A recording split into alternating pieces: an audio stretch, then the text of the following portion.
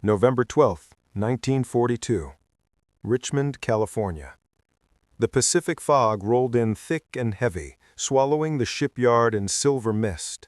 The air vibrated with the sound of hammers, the groan of cranes, and the hiss of molten steel. Sparks cascaded like falling stars from the skeletal frame of a ship that should not yet exist. Under the harsh white floodlights, thousands of figures moved like shadows.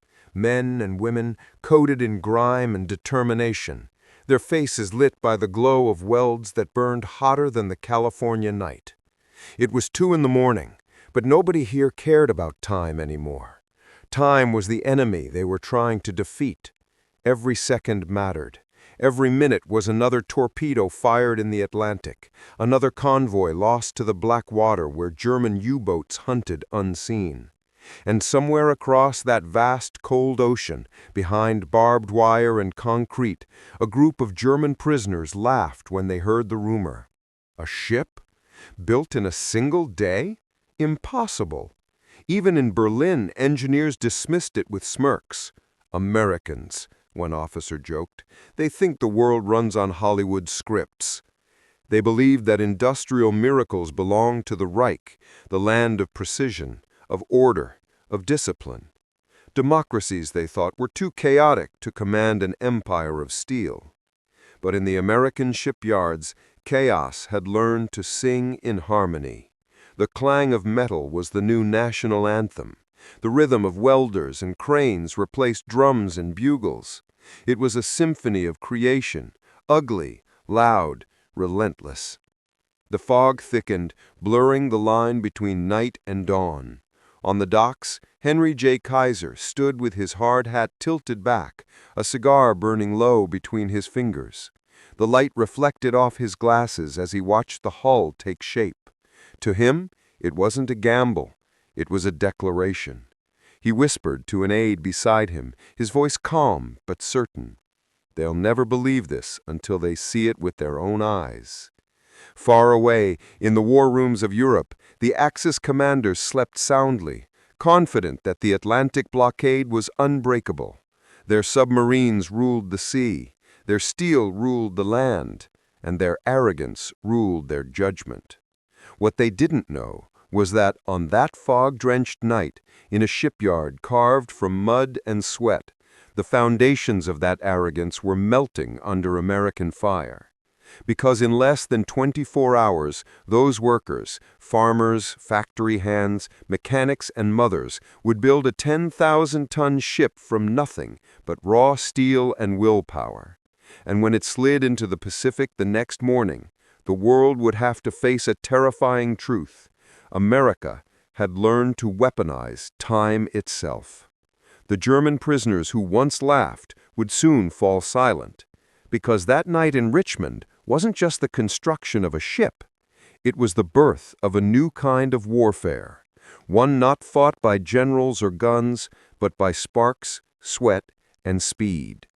And what they didn't know was that in that moment, they were witnessing the beginning of their own end. It didn't begin with a blueprint. It began with fear. By the spring of 1942, the Atlantic Ocean had become a vast cemetery of steel. German U-boats prowled the shipping lanes like wolves, sinking Allied merchant convoys faster than they could be replaced. Every sunrise brought another telegram, another family informed that a ship had gone down somewhere in the black waters between America and Britain. Britain's lifeline was breaking, and with it, the hope of the free world. The United States had the men, the weapons, the raw materials, but not the time. A Liberty ship, the basic cargo vessel that carried fuel, munitions, and food to the front, took an average of 230 days to build. Germany could sink a dozen in the time it took to finish one. That math spelled defeat. Then came Henry J. Kaiser. He was an outsider, an industrialist with the swagger of a showman and the impatience of a revolutionary. Kaiser wasn't a naval architect. He was a builder of dams. The Hoover, the Bonneville, the Grand Coulee, colossal monuments of steel and concrete that tamed rivers and powered cities. His friends called him the man who built the impossible. His enemies called him dangerous. When Kaiser studied the Liberty ship design, a simple, functional vessel based on a British prototype, he didn't see a ship. He saw a process, and that process, he believed, could be weaponized. At that time, ships were still built like cathedrals, slow, meticulous, handcrafted by men who treated every rivet as sacred. It was an art form born in the 19th century. But art doesn't win industrial wars. Kaiser looked at that tradition and saw extinction. He decided to tear the art out of shipbuilding and replace it with something else: rhythm. He proposed a revolutionary method: modular construction. Instead of assembling one ship piece by piece, he would build hundreds of parts simultaneously across multiple shops, then fuse them together on the docks like a giant jigsaw puzzle. He replaced rivets with welds, replacing the clatter of hammers with the hiss of molten steel. His shipyards would run like factories, 24 hours a day, 3 shifts, no silence, no pause. The old shipbuilders called him a fool. One senior naval architect reportedly said, "You can't build ships like cars. They'll fall apart the moment they touch water." Another sneered, "Kaiser's ships will be lucky enough to float long enough for the paint to dry." But Kaiser didn't argue. He just built. He convinced the Maritime Commission to give him land on the California coast, a muddy stretch of shoreline that would become the Richmond shipyards.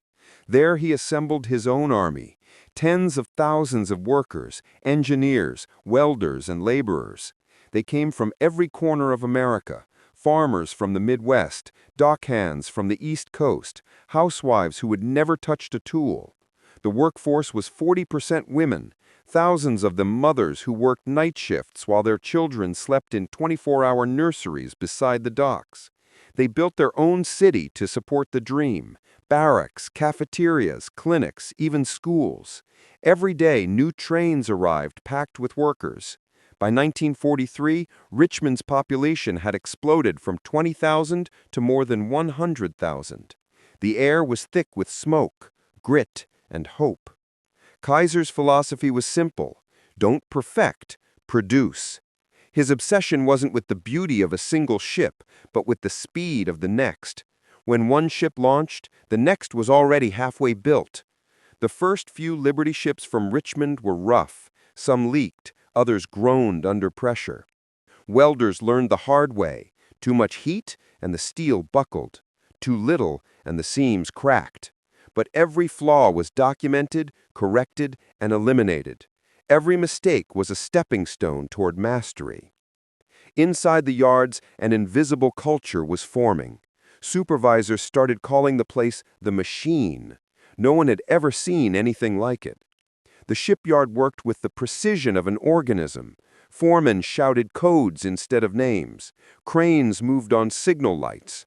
Welders rotated in 12-hour shifts like cells in a living body.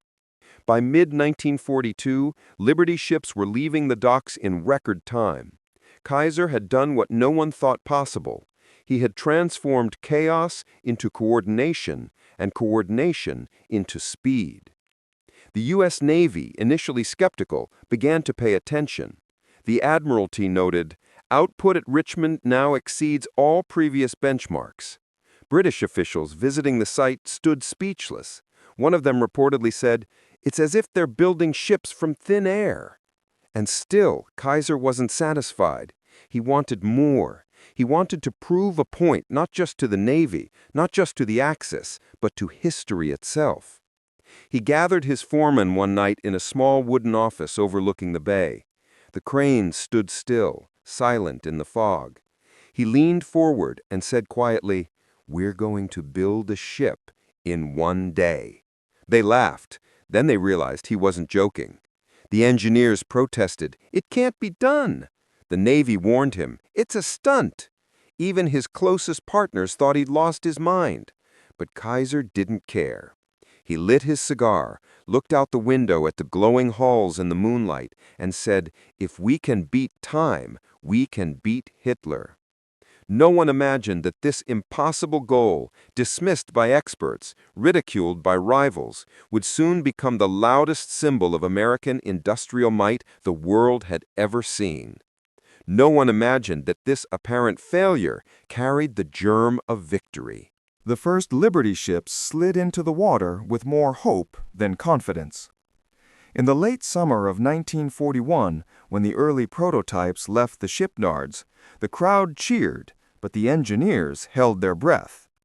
The launch of the SS Patrick Henry, the first of its class, was a moment of triumph for the press and politicians. But for the men who built her, it was a leap into the unknown. Within weeks, the cracks began to show. Literally. The welded seams, revolutionary at the time, proved temperamental.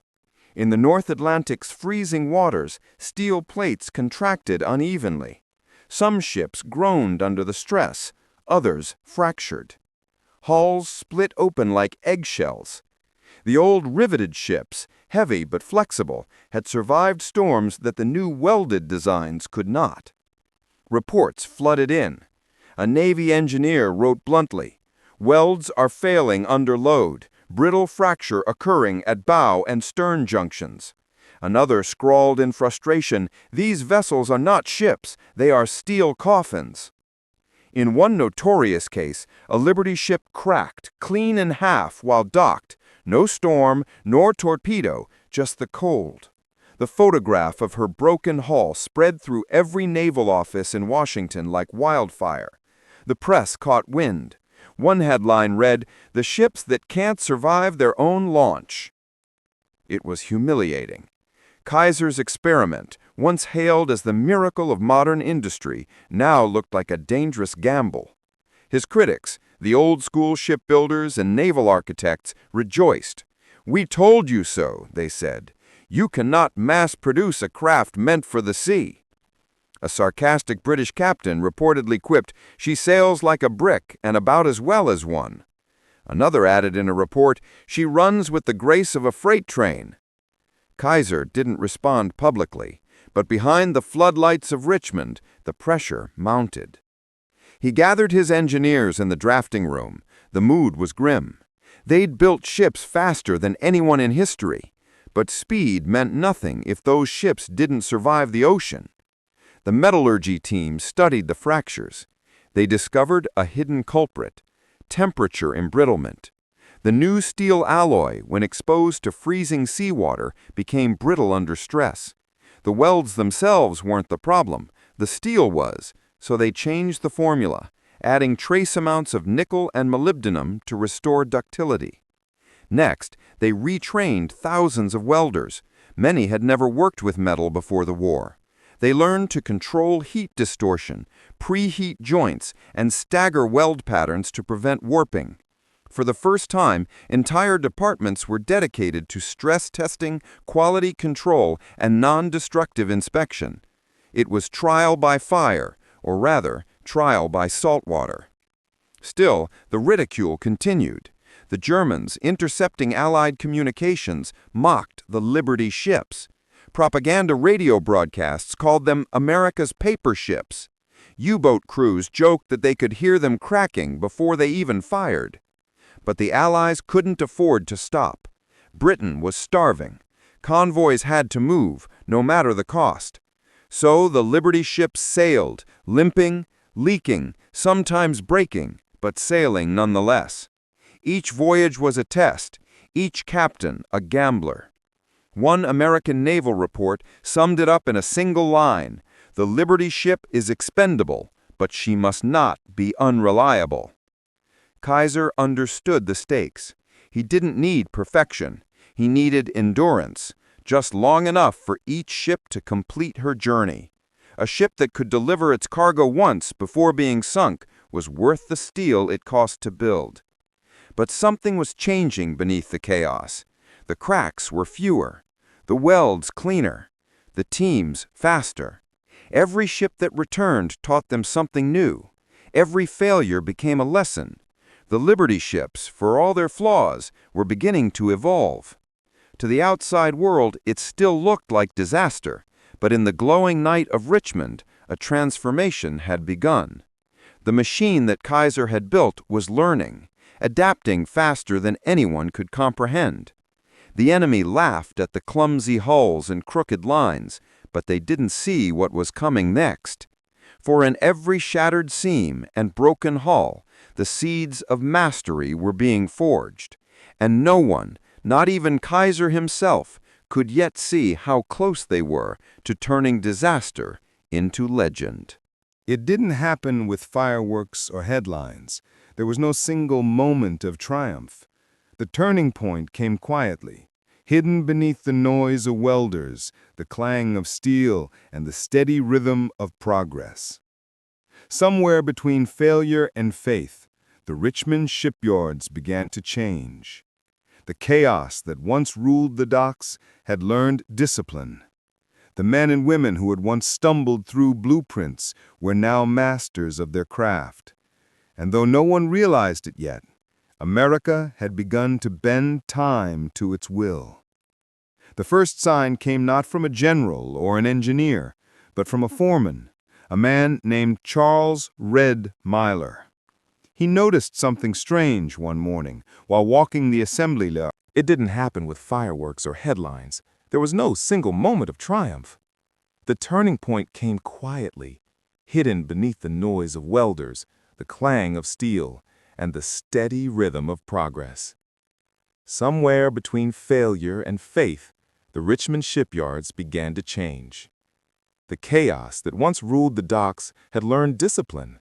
The men and women who had once stumbled through blueprints were now masters of their craft.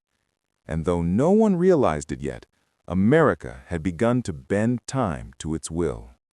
The first sign came not from a general or an engineer, but from a foreman, a man named Charles "Red" Myler. He noticed something strange one morning while walking the assembly yard. The crews were working faster, not because of orders, but instinct. Each team moved in sync with the next, anticipating the cranes, the welds, the shifts in material. They were no longer separate workers. They were part of a machine. The production line had become alive. The old-timers compared it to an orchestra. The cranes swung like percussion, the welders hissed like strings, and the riveters hammered out a rhythm that echoed across the bay. From the air, it looked like a living organism, steel and steam breathing in unison. Kaiser noticed it too. He began to speak not of ships, but of momentum. "Once we start," he said, "we don't stop. The work must flow like water." To make it flow faster, he began experimenting with radical scheduling techniques. Instead of one team following another, he divided the shipyard into modules, self-contained cells that could operate independently. Each module built a section of the ship: bow, stern, engine room, decks. When the sections were complete, massive cranes, the largest in the world at the time, lifted them into place like puzzle pieces. What had once taken months now took weeks. Engineers improved the welding process, introducing preheating torches and uniform cooling systems to prevent fractures. Women welders, nicknamed Kaiser's Angels, became local legends for their precision. One of them, Grace Elder, reportedly welded 1,200 feet of seam in a single shift, a record that stunned the Navy inspectors who came to watch. The shipyards began competing with each other across the West Coast, Richmond against Portland, Portland against Vancouver, each trying to outbuild the other. What had started as patriotism had turned into obsession. Every supervisor wanted to be the one who broke the record. Every shift clocked their time like a pit crew at war. By the end of 1942, the average Liberty ship took just 42 days to complete. By 1943, it was down to 17. And still Kaiser wasn't satisfied. He wanted to break time itself. So he proposed a challenge that would sound like madness to anyone else: a full-sized cargo ship, 10,000 tons of steel, built in less than 24 hours. The Navy balked. Washington bureaucrats rolled their eyes. Even his own foreman stared at him in disbelief. "Sir," one of them said, "it takes longer than that to paint the thing." But Kaiser only smiled. then we'll paint faster. The challenge was set. The ship would be called the SS Robert E. Peary, named after the Arctic explorer who had conquered the North Pole, a fitting symbol for an impossible journey. On November 8, 1942, the countdown began.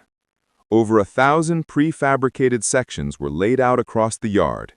Each was numbered, labeled, and waiting like organs for transplant. At dawn, the first cranes moved. Sparks filled the air. Entire families watched from the hillsides, wrapped in coats against the chill. Loudspeakers crackled across the docks, announcing milestones like a race against destiny. At hour 2, the keel was complete. At hour 6, the deck plates were in place. By sunset, the funnels and masts pierced the night sky. The yard was a blur of motion, men shouting orders, cranes swinging overhead, welders working blind through blinding sparks. No one stopped to eat. Coffee and adrenaline replaced sleep. The air tasted of metal and victory. By the 12th hour, the ship looked real. By the 18th, she was whole. At 4:15 p.m. the next day, just 23 hours and 42 minutes after the first plate had been laid, the SS Robert E. Peary slid into the Pacific Ocean to the thunderous roar of 30,000 people. The ship glided into the water smooth and silent. No cracks, no groans, no failure, just the pure sound of steel meeting destiny. A reporter on the scene wrote, "It was not a launch. It was a detonation of pride." Across the Atlantic, in a German POW camp, captured U-boat officers heard the news through Allied radio. They laughed at first, thinking it was propaganda. "No ship can be built in a day," one sneered. But then photographs arrived, undeniable proof. There she was, massive, real, floating. Their laughter stopped. For the first time, they understood what they were up against. This wasn't just industry, it was transformation. America had turned its factories into weapons, its workers into soldiers, and its time into ammunition. And though the Axis didn't realize it yet, the war had just changed forever. The news of the Robert E. Peary's one-day birth spread across the world like a shockwave. At first, most refused to believe it. Even within Allied command, some thought the numbers were inflated, that the ship must have been nearly finished beforehand. But photographs didn't lie. The Peary was real, floating, armed, and steaming under her own power. The news of the Robert E. Peary's one-day birth spread across the world like a shockwave. At first, most refused to believe it. Even within Allied command, some thought the numbers were inflated, that the ship must have been nearly finished beforehand. But photographs didn't lie. The Peary was real, floating, armed, and steaming under her own power less than 24 hours after her keel had been laid. In Germany, the reaction was confusion, then disbelief, then something far darker, fear. The Kriegsmarine's Industrial Intelligence Division compiled reports, desperately trying to understand how it was possible. Their findings were alarming. The Americans weren't just building ships faster, they were redefining the meaning of industrial warfare. A classified report, intercepted years later, read, "Enemy ship production exceeds all projected estimates. Liberty-type vessels now being produced at a rate that defies mathematical projection. Destruction rate no longer proportional to replacement rate. Strategic parity unattainable." Translated from bureaucratic German, it meant one thing: we can't sink them fast enough. By early 1943, the Liberty ships were pouring into the Atlantic like an unstoppable tide of steel. At first, they were laughed at, slow, clumsy, unarmed boxes. Now they filled the sea. Convoys stretched from horizon to horizon, protected by destroyers and aircraft, escorted by the sheer weight of numbers. German U-boat commanders began to write differently in their patrol logs. The tone shifted from arrogance to exhaustion. One captain noted, "For every ship we destroy, 5 appear in its place. We no longer fight the enemy, we fight the ocean of their production." Another wrote bitterly, "Their shipyards are multiplying faster than our victories. The Atlantic is lost." The numbers told the story. In 1941, the Allies lost 875 ships. In 1943, they launched over 2,700 Liberty ships. Every week, the balance of the war tilted further. The sound of that transformation was unmistakable. The hiss of welders and the rumble of cranes in Richmond, in Portland, and Baltimore, it was the industrial heartbeat of the free world. When a Liberty ship entered a convoy, it brought more than cargo. It brought morale. For the sailors who saw them, these steel giants were proof that America could not be broken. For the Germans who hunted them, they were nightmares that multiplied faster than death.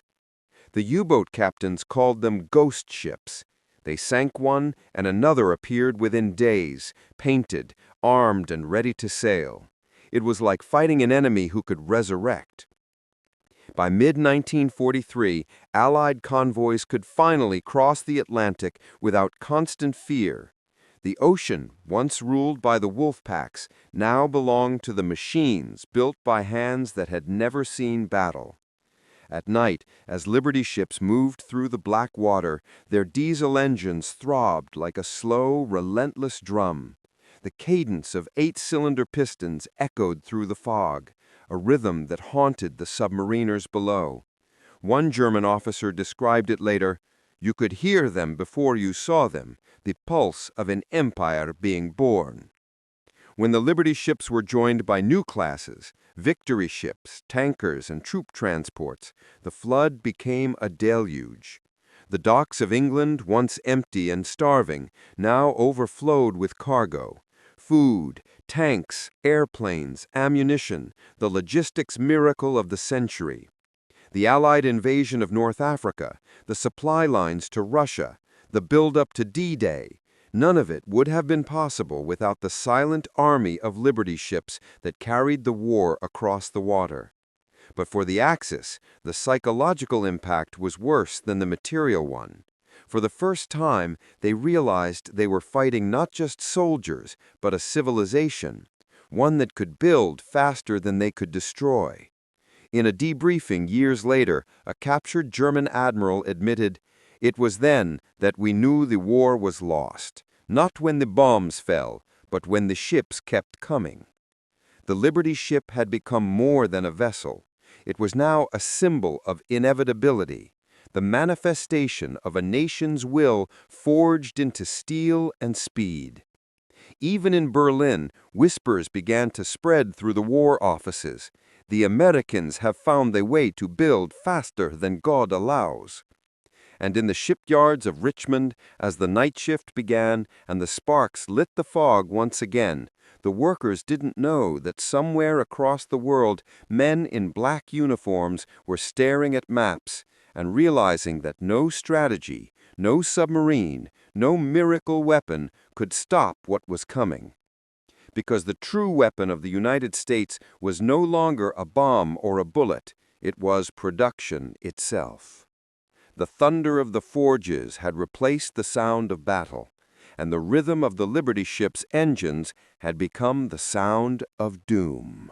By the winter of 1944, the Liberty ship had transcended its purpose. It was no longer just a vessel. It was a statement, a philosophy welded into steel. It carried not only cargo, but the weight of an idea, that freedom, when organized and driven, could outbuild oppression. In Berlin, production reports became confessions of despair. The Reich's factories were masterpieces of precision, but their perfection was their prison. Each tank, each plane, each submarine was the product of a rigid hierarchy, every detail reviewed, approved, delayed. In contrast, across the ocean, American factories thrived on chaos. Mistakes weren't punished, they were studied. Innovation wasn't ordered, it was encouraged. The Liberty ship embodied that spirit. It was the industrial equivalent of democracy, flawed, flexible, and fast. Each one was a vote of defiance against tyranny. Henry J. Kaiser once said, "We are not building ships, we are building freedom." And he meant it. The shipyards were open experiments in human will, a symphony of collaboration that ignored race, gender, and class. Black welders, white engineers, immigrant foremen, and women who had never seen a blueprint stood side by side, bound not by ideology, but by purpose. Inside the yards, the doctrine of power was not about domination, it was about trust. The belief that ordinary people, when united by responsibility and freedom, could accomplish what monarchs and dictators could not. The Germans built through fear. The Americans built through faith. One system demanded obedience, the other inspired initiative. One silenced mistakes, the other turned them into blueprints.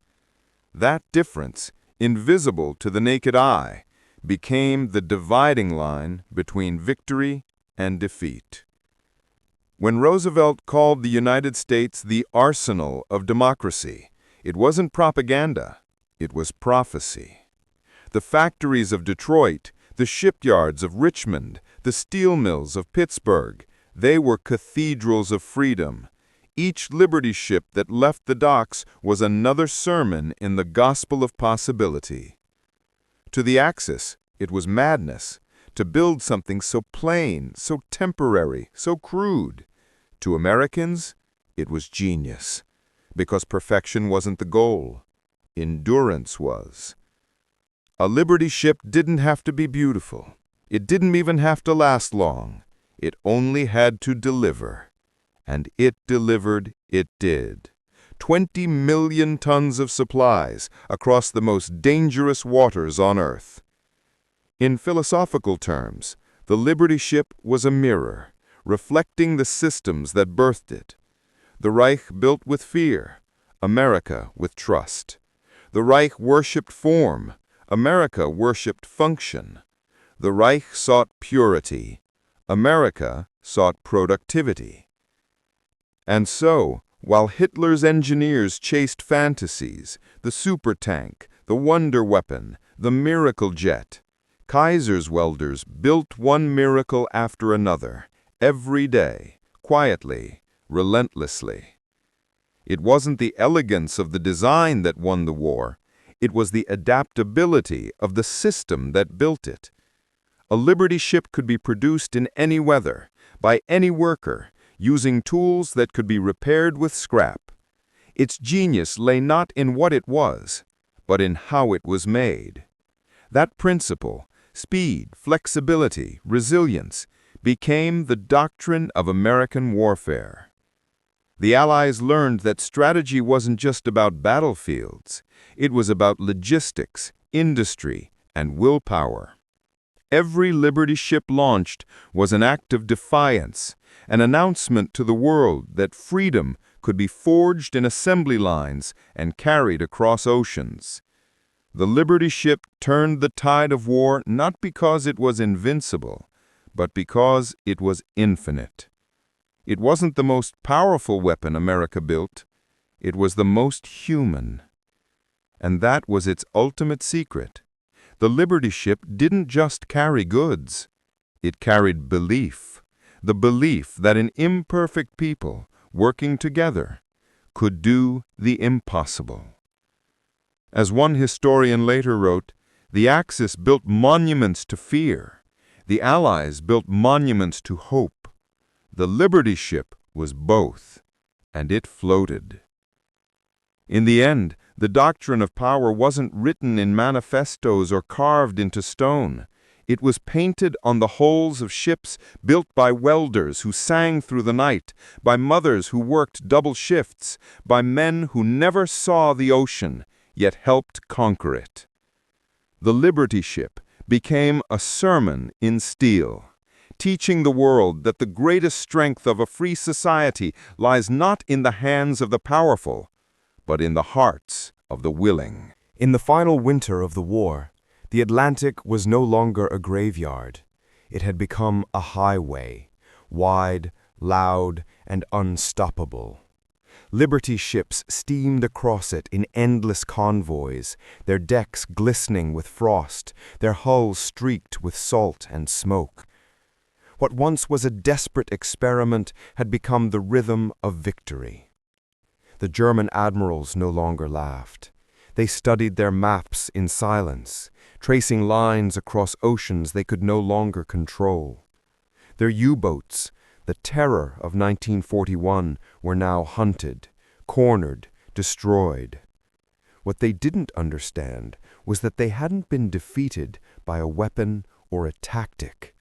They'd been defeated by a mindset. Captured officers later recalled the moment they realized the truth. One said, "We heard they built a ship in 24 hours. We thought it was a lie. But when we saw the photographs, we understood the war was over." Another admitted quietly, "We fought men. We should have fought their factories." The irony was perfect, cruel, poetic. The same men who once mocked the Liberty ship as a clumsy box now feared the thunder of its engines. The sound that once made them laugh had become the echo of their own defeat. In the ruins of Hamburg and Kiel, in the shattered docks of Brest and La Rochelle, the arrogance of precision engineering lay buried under rubble. The Reich's engineers had built machines of perfection, tanks that could crush, planes that could outfly anything in the sky. But they could not build enough of them. The Americans built enough. Each Liberty ship was a mirror held up to an empire, showing them not what they lacked in technology, but what they lacked in faith. As the war drew to its close, many Liberty ships bore the scars of battle, holes patched with steel, decks stained with oil and blood, but they kept sailing. Some limped into port on one engine, others towed half-sunk cargo, but they arrived. That was their purpose, to arrive, no matter what. They became legends among the men who sailed them. Sailors swore that Liberty ships had souls, that they wanted to live, to reach their destination, to outlast the storm. Perhaps, in a way, they did. And when peace finally came, the shipyards fell silent. The floodlights dimmed. The cranes stopped swinging. What had once been a battlefield of industry returned to stillness. But the silence was not defeat. It was fulfillment. The mission was complete. Many of the workers, the welders, the mothers, the machinists returned to their lives. They never saw the ships again, yet across every ocean their work remained, rusting quietly in forgotten harbors, monuments, not to war, but to will. A journalist visiting the Richmond yard years later wrote, "The echoes are still here, the rhythm of hammers, the laughter of the night shift, the ghost of 1,000 sparks rising into the fog. The war ended, but their sound never did."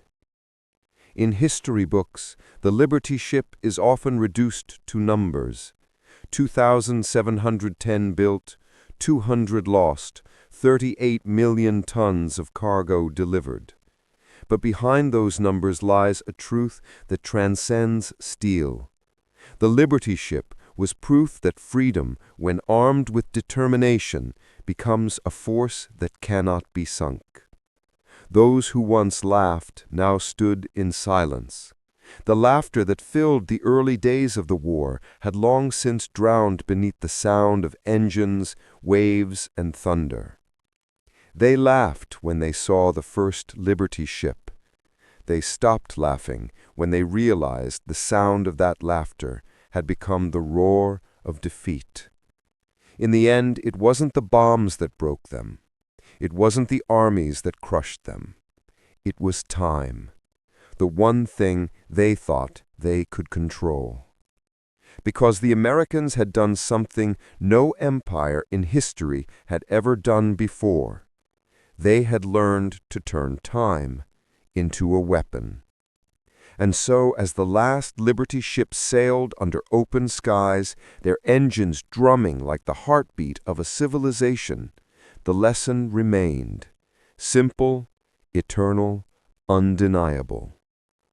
The thunder spoke, and the sea never belonged to them again.